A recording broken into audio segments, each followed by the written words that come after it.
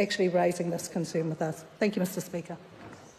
I call Jo Hayes. Thank you, Mr Speaker, and I want to take a very quick call on the importance of sharing information, Mr Speaker, when it comes to the protection of our vulnerable children, of people that are within the system.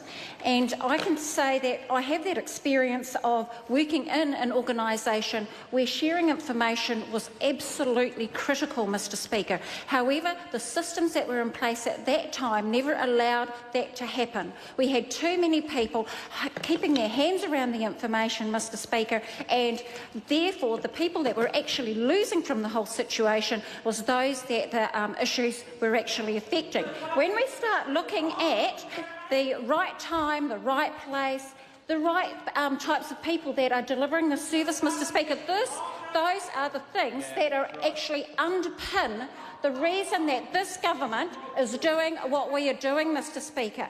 Our minister and this government took the responsible pathway when it was learned that there was a breach in the system, that she shut the system down. I have seen on many occasions from the other side, and when I was working out in the community, many things that went wrong, and it wasn't shut down when it should have been, Mr Speaker. And so therefore, in the short contribution that I have today, Mr Speaker, to talk about this and to support the process that we have gone through that has worked very, very closely with the Minister, with the Privacy Commissioner, the Minister and the group of people within MSD to make sure that we get this process right.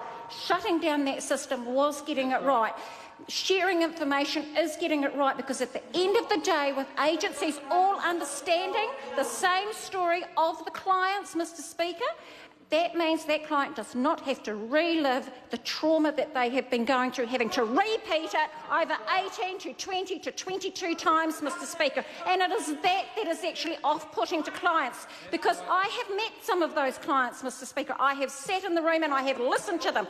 And what they've said to me is they're really ho-ha with the way things are going, Mr Speaker, for them. So without any further ado, Mr Speaker, I support what this government is doing, and may we keep going as this responsible government dealing to the situations that need to be dealt to. Thank you, Mr Speaker.